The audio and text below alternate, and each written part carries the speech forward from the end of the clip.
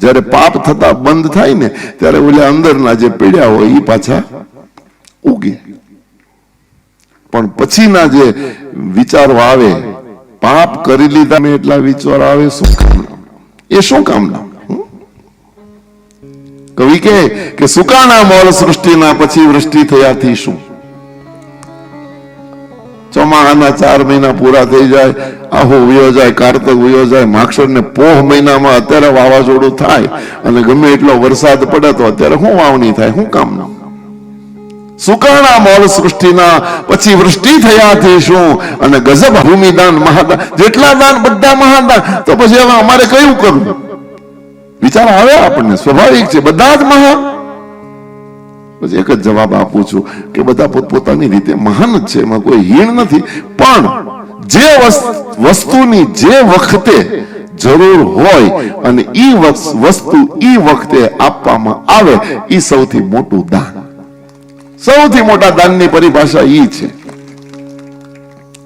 ગરીબ મજૂર બિચારો આખો દિવસ મજૂરી કરી અને હાજે નહેરને કાંઠે પગ ધોવા જાય અને પગ લપસે અને મોટી નહેર હોય, નહેરમાં તણાતો હોય અને એ વખતે તમે ત્યાં દોડીને કન્યાદાન આપો, ત્યાં દોડીને અન્નદાન આપો, ત્યાં મોટો ભૂમિદાન આપવા દોડો, તો એને જ્યાં અન્નદાન નથી જોતું, ભૂમિદાન નથી જોતું, એને કોઈ દાન નથી જોતું, એને ખાલી હાથ પકડીને તું બારો કાઢ તો જીવતદાન મળી જાય. અને એ વખતે જીવતદાનની જરૂર છે.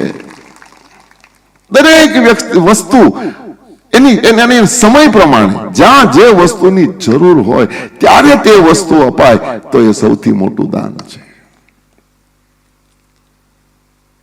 તીર્થનો તો મહિમા અનેરો છે.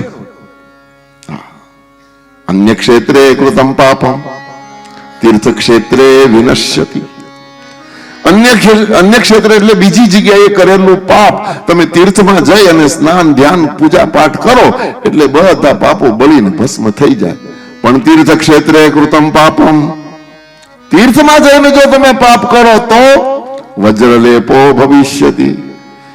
તીર્થમાં કરેલું પાપ તો વજ્ર થઈ જાય, પછી એને ધોવાનો આ સંસારમાં ક્યાંય કોઈ ઘાટ જ નથી, કોઈ રસ્તો જ નથી. પશ્ચાતાપના આંસુ જયારે આંખમાંથી પડે ને ત્યારે મારા ને તમારા પાપ ધોવાઈ જતા હોય છે. પાપને ધોવા માટે પશ્ચાતાપના આંસુ અને પ્રાયશ્ચિત કરવાથી મને તમને સતમાર્ગ મળે. પણ હાચા આંસુ દેખાવના નહીં, કહેવા ખાતરના, દેખાડવા ખાતરના, એ પ્રાયશ્ચિત ન કહેવાય. પશ્ચાતાપ ભીતરથી થવો જોઈએ અને હૃદય રોવું જોઈએ. અને એના કરતા આગળ કહું તો પાપને તમે પોકારો, જેટલું પાપ જાહેર કરો એટલું પાપ કપાય. આ એક સનાતન સત્ય સિદ્ધાંત છે, યાદ રાખવા જેવો છે. અત્યારે સમાજમાં લોકો પાપ છુપાવે અને પુણ્યને જાહેર કરે. હકીકતમાં જાહેર પાપ કરવું જોઈએ, પુણ્ય છુપાવવું જોઈએ. અત્યારે સમાજમાં ઊંધું દેખાય છે. અને પુણ્ય જાહેર કરો એટલે પુણ્યનું ફળ જતું રહે. પછી આપણે પાછા કહીએ કે એટલું મેં કર્યું પણ કોઈ દી અમને કઈ એનું ફળ ન મળ્યું. ક્યાંથી મળે? ફળ તો તે પહેલા લઈ લીધું.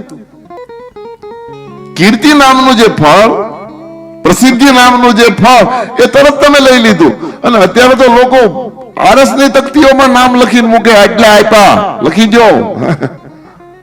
જો આ દાનની પરિભાષા, ડાબો કરે જમણો ન જાણે એનું નામ દાન. અને એ દાન તમને અક્ષય ફળ આપનારું બને. તમે કોઈને જાણ કરીને દાન કરો એટલે એમાંથી ફળ ગયું. દાનની આ પરિભાષા છે.